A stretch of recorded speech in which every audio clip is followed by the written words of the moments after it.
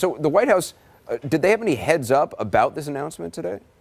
Anderson, there was no heads up here at the White House, at the State Department, and really all across Washington, at the Pentagon as well. It was a surprise to essentially everyone that North Korea had suddenly having second thoughts about those military exercises, but also those threatening words about the possibility of it intervening with that summit, which is really only a month or so away in Singapore. So certainly people here at the White House were surprised by that. The president learned of it from news reports. Aides were scrambling to figure out exactly what was going on. And it certainly raises a point here that this meeting was always going to be a difficult one.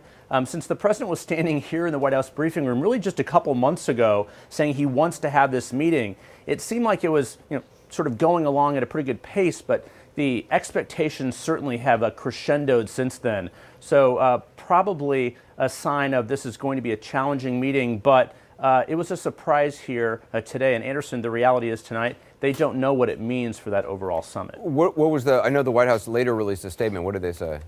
They did. White House Press Secretary Sarah Sanders released a statement, a really short statement, but interesting words in that. Let's take a look. It said, "We are aware of the South Korean media report. The United States will look at what North Korea has said independently and continue to coordinate closely with our allies." Of course, allies being South Korea and others. But important to point out, the news report came from the government news agency in Pyongyang. So this was a North Korean news report canceling those military exercises, which Kim Jong-un had always said that he would support. So, Anderson, the next several weeks are critical for this time. South Korean President Moon Jae-in is scheduled to be here next week, a week from today, for a meeting with the president. So that certainly will be one step in this. But at this point, this summit is still on. The White House is making plans for it to be on, but they don't have the only say in the matter, Anderson. Yeah, Jeff Zeleny, appreciate it. I want to go now to Paula Hancock, who's in Seoul, South Korea for us. So these drills between the U.S. and South Korea, I mean, they happen annually. The North Koreans certainly know that. They reacted, I think they fired missiles last time this happened last year. Do we know exactly what their issue is this time? We don't, Anderson. There's a number of different reasons they could be doing this. Potentially, it could be some kind of negotiation ahead of the US North Korean summit.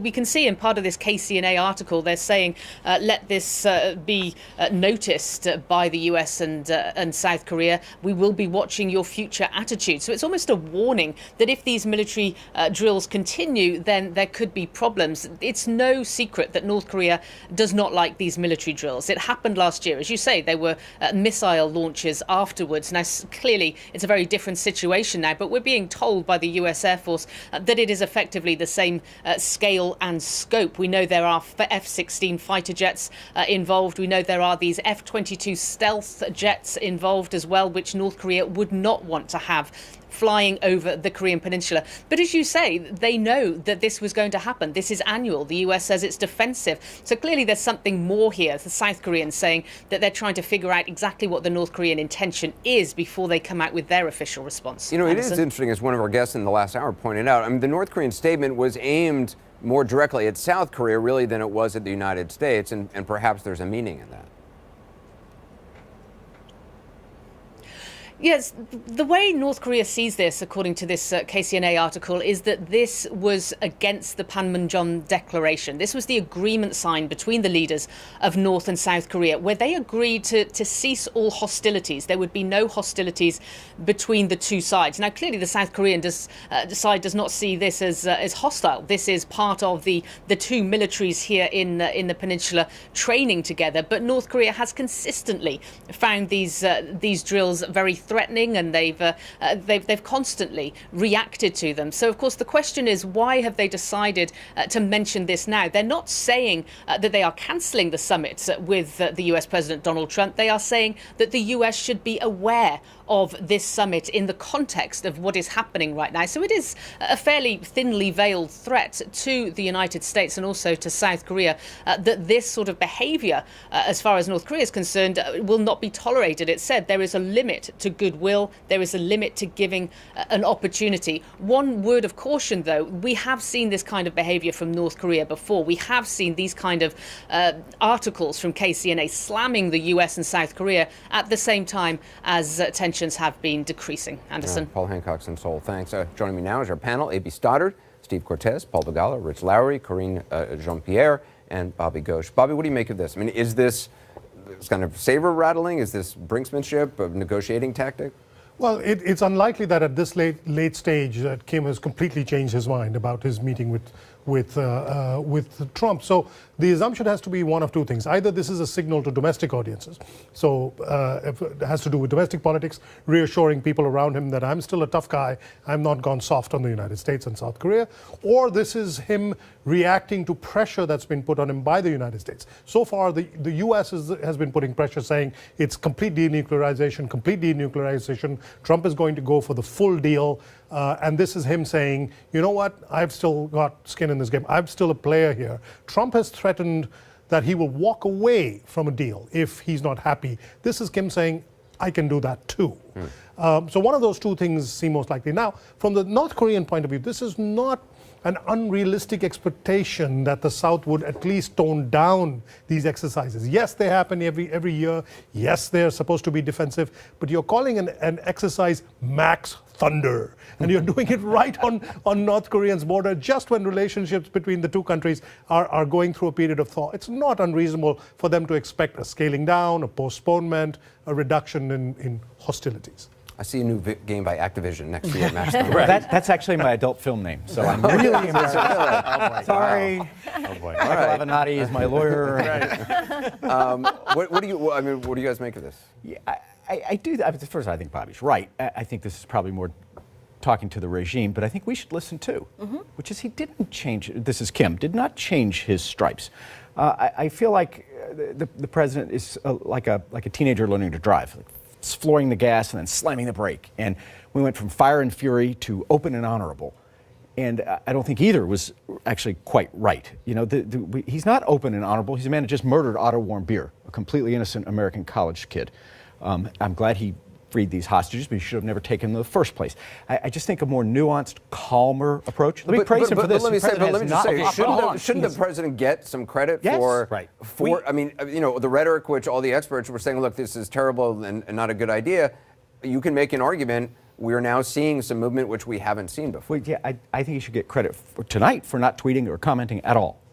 Seriously, that's wisdom. That's great. I hope he continues once he watches Fox and Friends in the morning. I still hope he continues to shut up. But yes, he does deserve some credit for getting us here, but I do think it's way too hurtful. But hold on, the United States has taken a nuanced approach for 6 decades as the Korean War has not ended. It has now, listen, there are knowns and unknowns in this equation. What is known is the Korean War is ending. And it's because of President Trump, and that's not my opinion, that's the opinion of South Korea and President Moon and the South Korean leadership. The Korean War is ending. What is also known is Kim Jong-un is no longer, for now, lobbing missiles into the Pacific. Because he either fears or respects Donald Trump or some mixture of the two. What is also known is he's at least willing to meet. What's unknown is what will come out of this. We don't know. And Donald Trump clearly will not sell the farm. He will not sell the farm. Okay, but I mean, the North Koreans, Brian, the North Koreans have been wanting to meet for. I mean, every regime. Decades, yeah. And they've already said that Trump is getting too much credit for this. Remember, from a couple of weeks ago, there was a statement that pushing back on the idea that Trump was responsible for the thawing. But not according to South Korea. Right. Whether we believe it or not, that's what North Korea wants us to believe. And I think this is part of that narrative that this is not all. Trump is not calling all the shots here. We're still the active player. I just want to say, look, we could all agree we want peace, we don't want war. I think what this shows is how ill-prepared the United States is. Let's not forget, we still don't have a U.S. ambassador in South Korea. So we were caught off guard, and we could have, if we had diplomacy there, we would have known a little bit more of what was going on. Is that really, is that really, Rich, do you, because we've had ambassadors there and we haven't known what's been going on. Yeah, but I think, this is a classic North Korean tactic, though. Their negotiations are based on unpredictability. Right. And it's hard to say what exactly this means, but it may be saying, actually, we're going to set the tempo. It may be a sign they want to get into a negotiation over the negotiation. It may be a sign, hey, we have more leverage because actually you want this more than we do. Yeah. So I would still expect there to be a summit. I would expect it at least to be superficially successful, because even if Kim is insincere, which I assume, his goal should be to have a good meeting, try to string us along, and try to get concessions before he's done anything significant the way the regime has for 30 or 40 years. AB, one of the things, I mean, having a meeting between two leaders is one thing, but in a summit, there's a lot of legwork that goes on, usually before or after, between other people lower level in the government. I mean, there's a lot of work to be done beyond just whatever happens at that one meeting. Right. I mean, look, I agree with Rich that I don't think this is going to be derailed, and I think it's going to happen. And I think this was sort of gesture politics. It was just a way of saying you're not in control. The United States president and the South Korean president are not in the driver's seat. I'm going to be unpredictable, and raise stakes and insert some tension. He's been so acquiescent, it appears. And so it's important also to remember what Karine points out is that he does have decades of people who've been working on this with his father and grandfather, and the Trump administration is using some experts, but the team has been, there have been some openings, some vacancies. And this is also a quick pace in terms of the calendar. I think it's going to happen, but it's also important, and they go into this mindfully knowing, and the president said, I'll walk away, that just the summit itself can be an endgame for Kim Jong-un. I mean, just to be on stage at an equal footing with the U.S. president has been a goal for decades. I mean, Bobby, that is what multiple regimes, leaders in North Korea have wanted, to be on an equal footing, to have that one-on-one meeting. They want that legitimacy. In fact, Kim's already, if we step back a little bit, he's already won some of these things. A serving CIA director has never been there. A serving Secretary of State has never gone and shaken hands with his father or grandfather. Those are quite significant. It's only because there's a prospect of a Trump summit that we're thinking that's the biggest prize, but he's already won silver and bronze. So he's looking pretty... Hold on. I really think that you all are so unwilling to give the president any victory on anything that I think you're suspecting. I don't think I'm saying reality. I said give him credit for it. No, it's not. This is not just optics.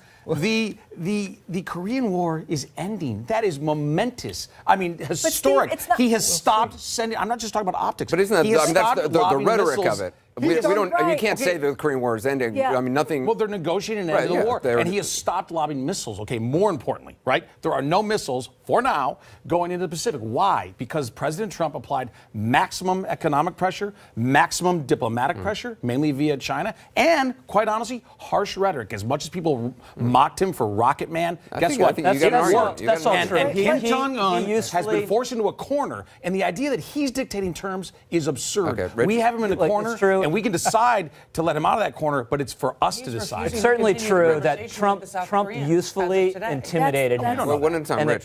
Trump usefully intimidated him, and there was significant slack in the sanctions regime, which we tightened up, which was very good. But nothing that's happened so far has not happened before. These sort of North Korea, South Korea summits that are going to talk about ending the war, we've seen it all before. We've seen the North Koreans blow up testing facilities. No, we haven't seen them meet the DMZs. That's not true. Well, we have not. These kind That's of meetings. historic. I mean, don't say that. Meetings Twice the South Korean president has gone to Pyongyang and shaken hands. I was based in Hong Kong for Time magazine in 2007, the first time that happened. The South Korean president won a Nobel Prize because of that. What came of it? Nothing. What's Nothing at all. This time is a cessation of missiles. Promises. Cessation. No, that's not a promise. That's reality.